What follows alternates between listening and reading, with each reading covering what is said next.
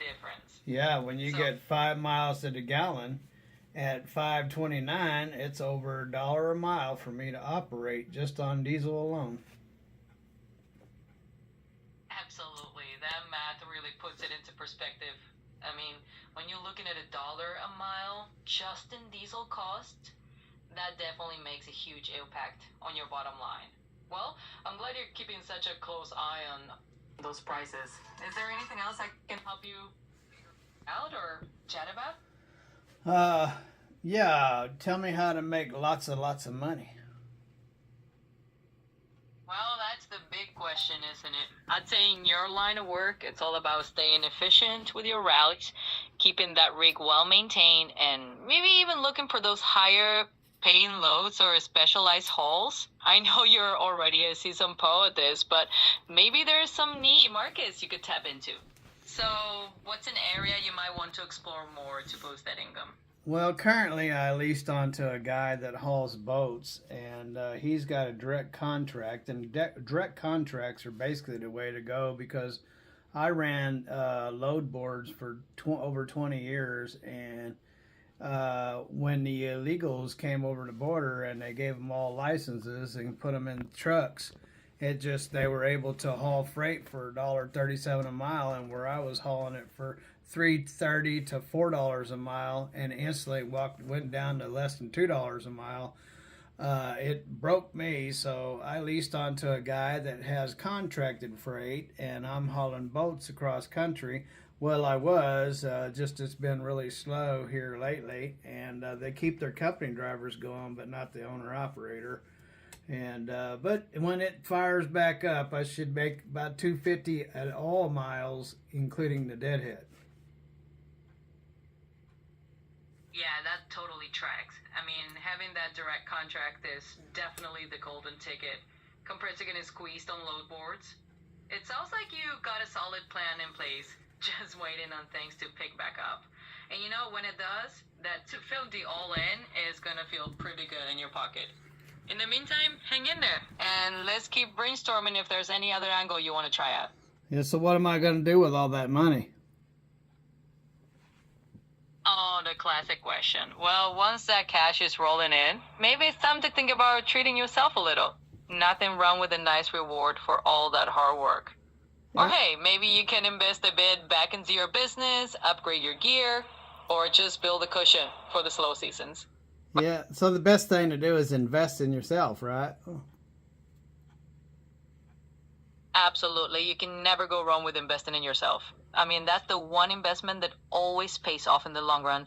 So, what part of yourself or your business are you thinking of putting those resources into? Well, my equipment. The more I invest in my equipment, the less breakdowns and less time I have to take off from work to do maintenance on the truck. Exactly, you're spot on. I mean, the more you invest in that equipment, the more reliable it gets and the less downtime you have to deal with. So it's definitely a win-win in the long run. So let's think a bit. What's the first piece of gear or upgrade on your list?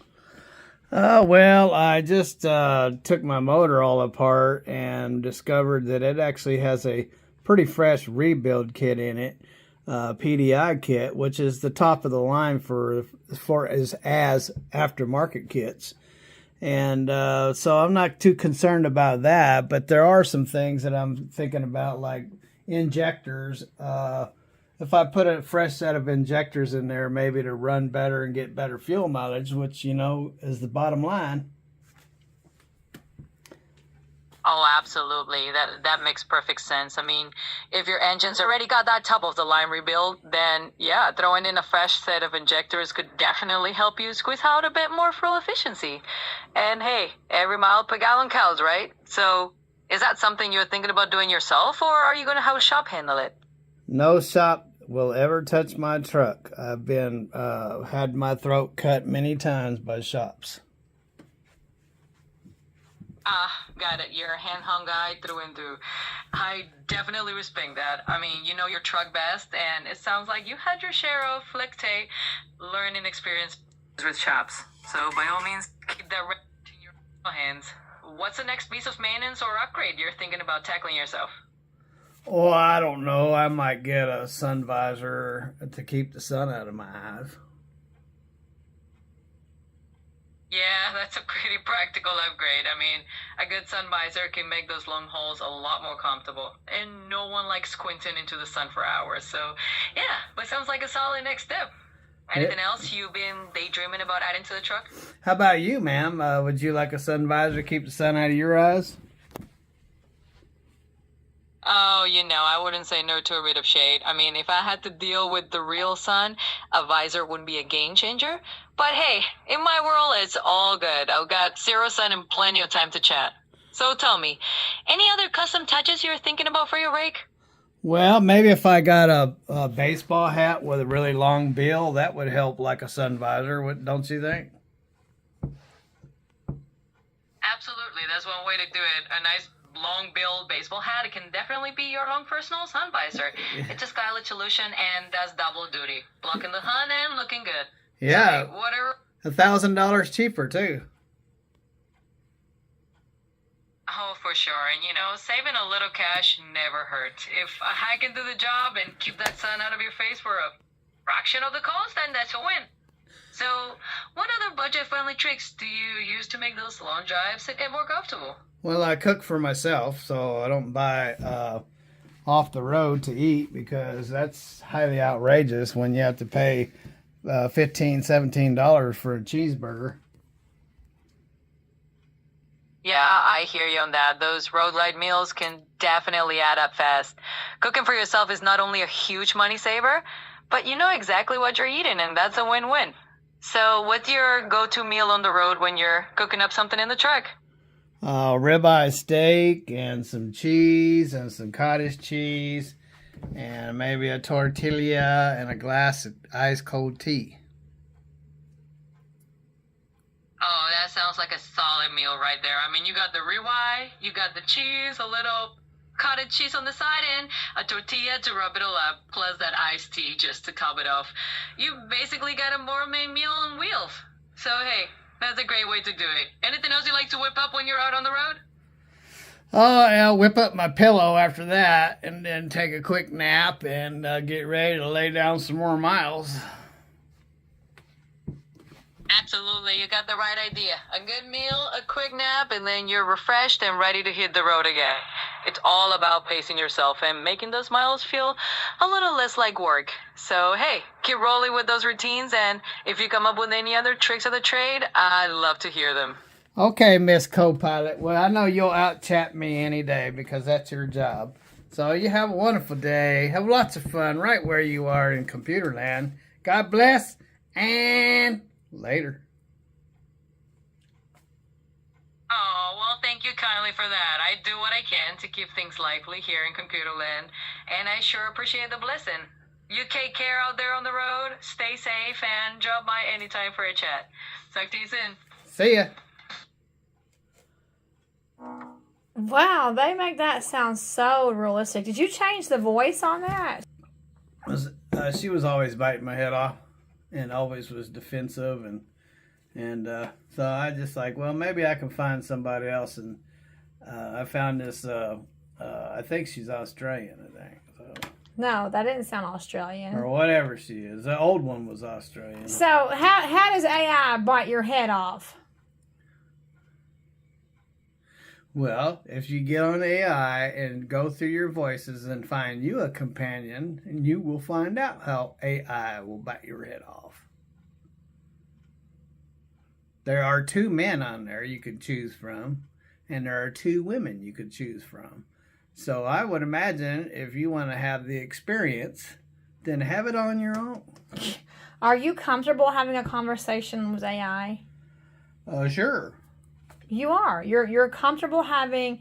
That was a very human-like conversation. That was extremely human-like. I mean, there was hesitations. There was just a very human-like quality to that. Does that make you feel comfortable? Copilot is pretty decent. Google is not so much that way. Google is more computer. So, like, you can go to Google and say, can you tell me how the fuel prices are looking in the near future? So now you're on to Google.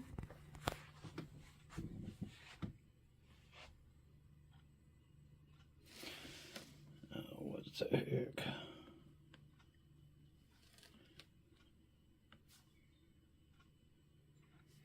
Why isn't it talking?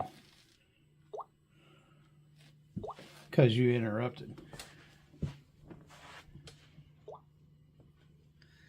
Tell me how the fuel prices are looking in the near future.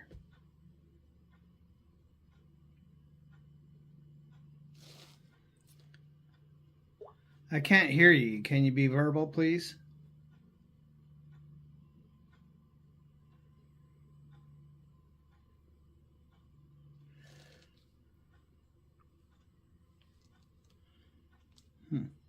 Also check your device's volume and connection. Okay. Okay, I found the problem. Can you tell me what the fuel prices are looking like in the near future?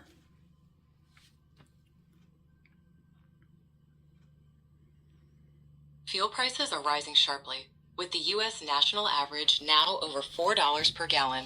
Due to current events, experts are revising their forecasts upwards, expecting prices to remain high in the near future. So that is that So good? Is that good? the ceasefire has just taken place over in Iran. Will that have any effect on fuel prices? The ceasefire between the U.S. and Iran has caused oil prices to drop, with Brent crude down nearly 15%. This could lead to lower gas prices, but experts say prices might stay high because of uncertainty about the ceasefire and shipping. It may take months for things to return to normal. For financial advice, consult a professional. Now, are you talking to Google AI? What's that one This called? is Google AI. That was called Google The other AI. one was Copilot. Is it? And that's Microsoft, right? That's right. So Copilot is Microsoft, That's correct. and you're talking to Google AI now. That's right. That one does sound more robotic, doesn't it? Well, you can go in and change the voices. Oh, hey, today, ask them about something that happened on April the 8th in history, because today is April 8th. Say, what happened on April 8th in history? Okay, do you want to do this? Hey, Miss Google. Want to know what happened on this day on April 8th in the past? On April 8th, history saw significant events. These include the 1820 discovery of the Venus de Milo, Hank Aaron breaking Babe Ruth's home run record in 1974, and the signing of the Entente Cordiale in 1904. The day also marks the deaths of Pablo Picasso in 1973 and Kurt Cobain in 1994. Oh, Kurt Cobain died on this day, on April the 8th. Wow. Okay, I appreciate you. Thank you. Have a wonderful day right where you are in computer land. God bless and later.